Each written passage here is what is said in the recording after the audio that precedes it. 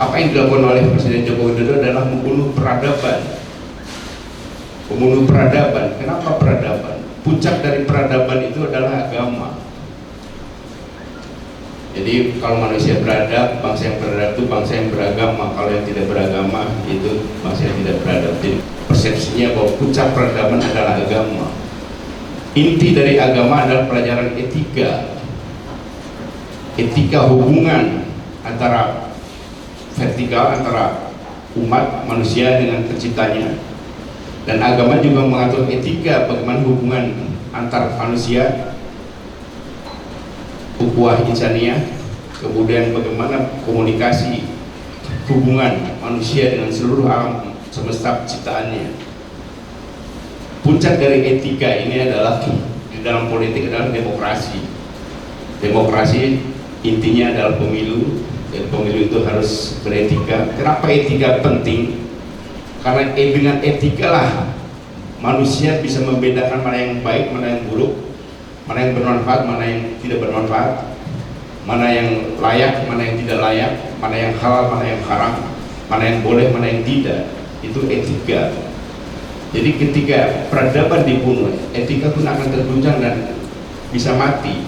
Sementara pemilu ini adalah ujian untuk menentukan pimpinan nasional, menjadi tokoh-tokoh pimpinan di masing-masing stratanya, di legislatif, yudikatif, eksekutif, lewat pemilu. Nah, oleh sebab itu dasar pemilu di seluruh dunia selalu patokannya adalah etika. Kita memilih orang-orang yang beretika. Itu sebabnya kalau kita lihat pemilu-pemilu di banyak negara, calon-calon pemimpinnya itu pasti dicek soal etikanya. Nah, ini apa yang terjadi sekarang ini? Ketika etika dibunuh demi memuluskan politik dinasti keluarga, kemudian yang dipersoalkan, yang disuruh seolah-olah membunuh adalah Mahkamah Konstitusi, yang dibuat seolah-olah membunuh etika adalah Komisi Pemilihan Umum (KPU). Ini kurang lebih kira-kira kalau dalam konteks Sambo ini, Mahkamah Konstitusi dan KPU itu kurang lebih seperti Baradae yang dipaksa untuk mengakui dia membunuh, tapi Mahkamah Konstitusi dan KPU itu mungkin belum ada perlindungan, harus ada perlindungan saksi sehingga dia bisa mengatakan bahwa siapa yang menyuruh membunuh ini, siapa yang menyuruh membunuh etika oleh Mahkamah Konstitusi, oleh Komisi Pemilihan Umum. Nah, padahal kita tahu inti dari pemilu itu adalah dua institusi itu, yaitu Komisi Pemilihan Umum sebagai penyelenggara dan Mahkamah Konstitusi yang mengawasi hukum tata cara penyelesaian persoalan dalam sengketa pemilu. Nah, kita membayangkan, kami semua membayangkan bahwa pemilu yang akan terjadi beberapa hari lagi ini, apabila terjadi sengketa, tidak mungkin kita mengadukan ke Mahkamah Konstitusi hari ini yang seluruh hakimnya sudah divonis pelanggar etika berat. Kemudian juga kita tidak mungkin mengakui hasil pemilihan umum versi KPU yang seluruh komisionernya juga didakwa telah melakukan pelanggaran etika. Nah, kegentingan inilah yang kemudian mendorong kami untuk bersama-sama memperjuangkan, kita semua rakyat Indonesia, memperjuangkan demokrasi agar tegak kembali, demokrasi menjadi benar, bermanfaat, tanpa harus melibatkan lembaga-lembaga yang secara etika itu tidak kredibel, tidak memiliki otoritas moral. Nah, itu sebabnya kami menghimbau kepada Polri, terutama TNI dan Polri, khususnya polisi, Kepolisian Republik Indonesia, bersikaplah seperti kalian menyelesaikan persoalan Sambo. Persoalan Sambo itu kalau kalian tutupi, semua selesai. Tapi kan ada polisi-polisi yang berniat baik ingin membuka kasus ini.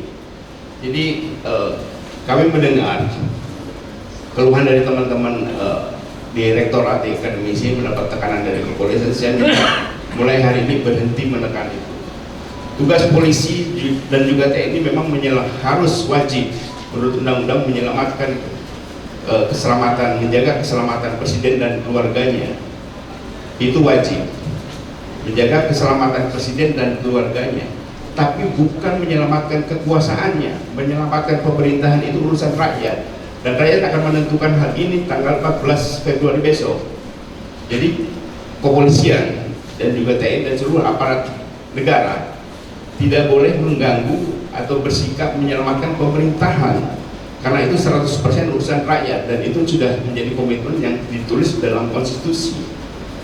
Jadi ini peringatan, pengingatan dari kami kepada aparat kepolisian, TNI, aparatur sipil negara, dan siapa saja yang berkomitmen untuk menyelenggarakan kehidupan berbangsa dan bernegara secara baik ini, untuk masing-masing menjaga demokrasi, membebaskan rakyat untuk menentukan pilihannya, karena dasar pemilu itu adalah, menurut konstitusi adalah, yang utama adalah jujur dan adil, tidak ada keberpihakan.